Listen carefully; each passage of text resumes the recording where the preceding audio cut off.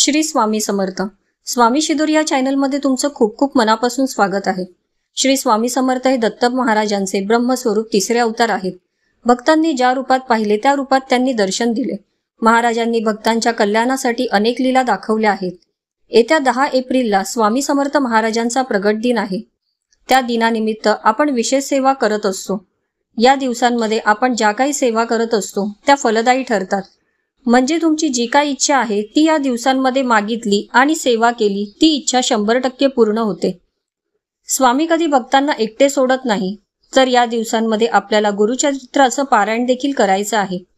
गुरुचरित्राचे पारायण करण्याची सगळ्या स्वामी भक्तांची इच्छा असते, पण पारायणाचे नियम बघून आपण ते पारायण करणे टाळतो। प्रत्येकाला काही ना काही काम असते, जसे की नोकरी, व्यवसाय, संसार, यामुळे पारायणाला वेळ पण मिळत नाही। पण प्रत्येक स्वामी भक्ताला माहित आहे की जर हे पारायण केले तर जीवनात कशाचीच कमतरता भासत नाही। हे पारायण करणारी व्यक्ती खूप भाग्यवान असते। जो भक्त जी काही सेवा करतो ती फलदायी ठरते। जर आपल्याला गुरुचरित्राचं पारायण करणे शक्य नसेल तर गुरुचरित्रामधील एक अध्याय रोज वाचायचा आहे। 10 एप्रिल म्हणजे स्वामीच्या प्रगट दिनापर्यंत हा अध्याय वाचायचा आहे। ज्यांना अध्याय वाचणे शक्य नसेल त्यांच्यासाठी एक श्लोक देखील सांगणार आहे। तुम्ही जर गुरुचरित्रातील एक अध्याय किंवा श्लोक म्हटला तरी संपूर्ण गुरुचरित्राच्या पारायणाचे पुण्यफळ मिळेल। आता काही भक्तांना वाटेल आपण हा एक अध्याय वाचला तर आपल्याला इच्छित फलप्राप्ती होईल का? पण कधी कधी आयुष्यात खूप दुःख, यातना सहन कराव्या लागतात। मनात प्रश्न येतो की खरंच देव आहे का?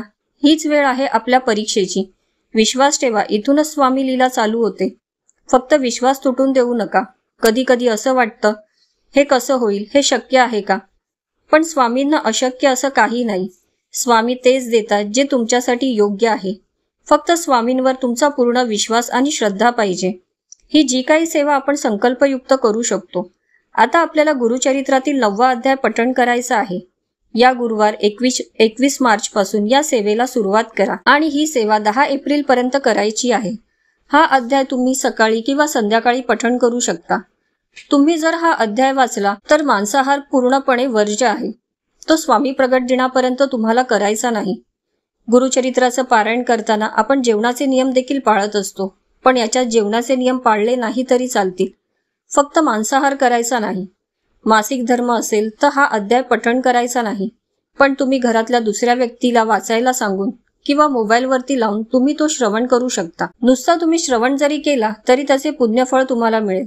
जर तुम्हाला अध्याय वाचणे शक्य नसेल तर गुरुचरित्रामधील एक श्लोक आहे, तो तुम्ही 11 वेळा बोलायचा आहे।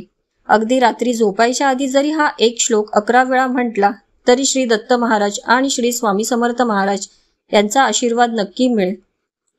हा श्लोक मी डिस्क्रिप्शन बॉक्समध्ये पण देत आहे।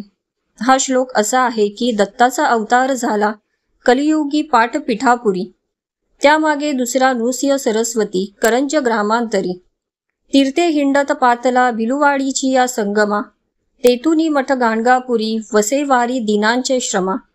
हा श्लोक 11 वेळा म्हणायचा आहे। स्वामी प्रगट दिनापर्यंत स्वामींची सेवा करण्याची सुवर्ण संधी आहे। ही संधी सोडू नका। आता तुम्ही म्हणाल हा अध्याय आणि श्लोक पठण केला तर जीवनात अडचणी येणार नाहीत का? असे नाही। वेळ काळ कोणासाठी थांबत नाही, पण भक्तीने संकटे नक्कीच कमी होऊ शकतात। तुम्ही ही जी काही सेवा करत आहात ती मनापासून करा। मनात स्वार्थ ठेवू नका।